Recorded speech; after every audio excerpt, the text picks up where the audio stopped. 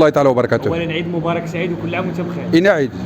الصغير ولا الكبير؟ حنا دابا راه في الوسط. دابا حنا عيد الاضحى. نتمناو ان شاء الله يلقانا العيد اول حاجه على صحه وسلام.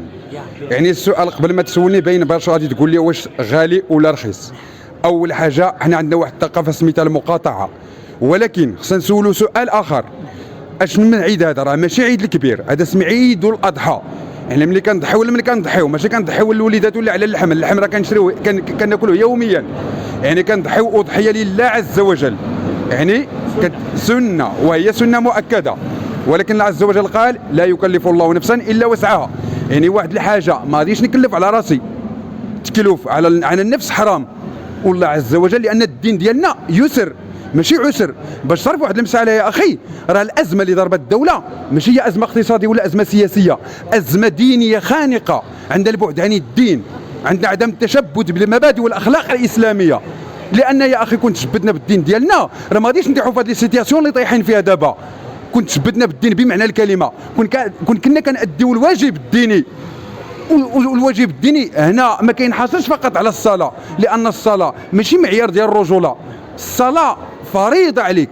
ولهذا عندنا حنا ازمه اخلاق، وملي كنقولوا الاخلاق راه كنجمع كل شيء، لان ثلاثه المسائل يا اخي: المال والصحه والاخلاق. الا مشى لك المال ما مشاش لك كل شيء، الا مشات لك الصحه ما مشاش لك كل شيء، مشى لك شويه. ولكن الا مشاو لك الاخلاق يا اخي راه كل شيء مشى لك. ولهذا عندنا ازمه اخلاق. وملي كنقول اخلاق باش ما نخرجش في السياق ديال الموضوع ديالك، كانوا ميساج للناس اللي كتقولوا انتم الشناقه كيزيدوا في يعني كيشنقوا كيجدوا حولي كيشربوا بواحد الثمن كيخبيوه حتى كتبقى الاسر يعني محتاجه للحول زعما يعني بحكم الدراري الصغار مساكنوا العيالات كيزيروا الراجل باش يخرج يشري وكيشري بثمن غالي. ولهذا هنا كنرجعوا لما يسمى بازمه اخلاق.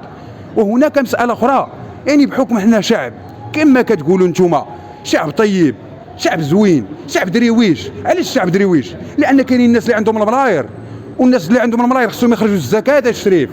راه كانوا الناس اللي عندهم الفلوس كيخرجوا الزكاه، كون على اليقين ان الفقراء ما غاديش يبقاو في البلاد. كون على اليقين كاين واحد خينا دابا هنا ولا جوج ولا ثلاثه كيصوروا مليار في النهار، 2 مليار في النهار كتدخل عليه. وكاين مسكين مواطن مغربي، مواطن كيحب الوطن ديالو كيموت عليه، ما كيدخلش درهم، ما لاقيش خبزه. وباش نكونوا صريحين، باش نكونوا ندوش بلغه الخشب. معقول كلامك معقول. بالنسبه لك انت ان شاء الله في هذا الغلاء هذا واش غتاخذ اضحيه العيد؟ انا اول حاجه نتمنى غير نعيش بعدا ان شاء الله حتى العيد، وديك الساعه الارزاق والاعمار بيد الله، لان العمر محدود والرزق محدود. علاش الرزق محدود؟ لان العمر محدود. الرزق يعني التخمام في الرزق راه حرام، وما تعرف انت كاع يجي رزقي دابا نيت. واش انا نخمم في الرزق؟ الارزاق بيد الله. خصنا نخموا بيننا وبين الله، نحنوا في بعضياتنا، لان باش نكونوا واقعيين راه مشاو الاخلاق. حنا دين التسامح، دين التعايش.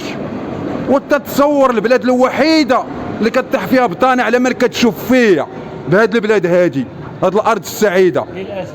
النصارى كتشوف فيه تيقول لك بونجور سافا كومون طاليفو. حنا المغاربه كدير فيها قالوا ما كتخزز غنجبد شنو نقتلك. راه للاسف اصاحبي راه قلت لك ازمه اخلاق اصاحبي. راه الواقع هو هذا. راه البلاد راه خصها ماشي المنظومه يعني شي حوايج خصهم يتعاودوا من جديد. شنو الرساله ديالك الناس اللي كيغليو الاضحيه في هذه المناسبه وكيستغلوا الناس؟ رساله هادو كنسميهم استغلال العقول الضعيفه في الاغراض الشخصيه. وهاد الناس بدون ضمير، هاد الناس ما عندهمش ضمير وما عندهمش اخلاق. وربما الجهل هو اللي كيدير هاد الشيء هذا، الجهل، لان حتى الجهل مشكل في البلاد. بلا ملي كيقلب على الماديات راه كارثه. ما كتراعيش لخوك المسلم، راعي لخوك راعي لدوك الوليدات مساكن اللي ما عارفين شو. مازال انا انسان ناضج عارف، انا ما نكذبش عليك، سوا عييت سوا شريت سوا كليت ضاحك، عارف بان الحياه دايسه.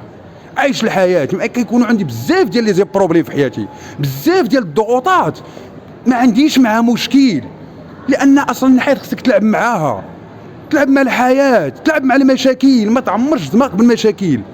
حيت علاش ملي غادي يوقع لك بروبليم في دماغك ولا في صحتك ما غاديش يعقل عليك شي واحد. والكنز ديال الدنيا هي الصحه. الصحه هي كل شيء. يكون عندك الصحه راه كل شيء غادي يجي. ما عيطش هذا العام غادي نعيد العام الجاي. باش بنادم ما خصوش يمرض راسو. شكرا. ونتمنى الرساله توصل. تحياتي. الملكي وردنا اللحظة. عاجل وبالفيديو. قرار صادم وردنا قبل قليل. جلالة الملك محمد السادس يتدخل ويعلن إلغاء عيد الأضحى رسميا في المغرب اليوم، ويكشف عن مفاجأة صادمة ستهز المغاربة. شاهدوا ما حصل. ولكن إذا كنت مسلما ومتضررا جراء غلاء المعيشة في المغرب، يرجى الإعجاب بهذا الفيديو وتعطير أفواهكم بالصلاة على رسولنا الكريم. يعيش المواطن المغربي خلال الشهور الأخيرة وضعا معيشيا صعبا، ويعاني من أزمة قاسية بسبب الغلاء والارتفاع الصاروخي في أسعار مجموعة واسعة من المواد الغذائية والمحروقات. ولا تفصلنا سوى أيام قليلة على حلول عيد الأضحى المبارك.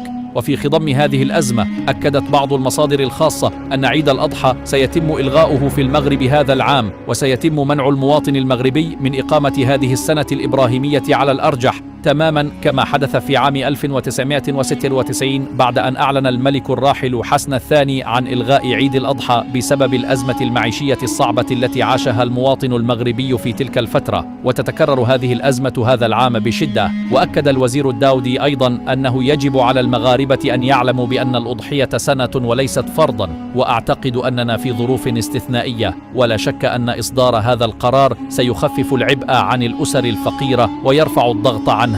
وبهذا فإن قرار إلغاء عيد الأضحى في المغرب لهذا العام وارد بشكل كبير. وفي النهاية لا تنسوا أن تخبرونا في التعليقات هل أنتم مع هذا القرار أم ضده، ولا تنسوا الاشتراك في القناة ليصلكم جديدنا. ما ما ما ما ما ما ما ما ما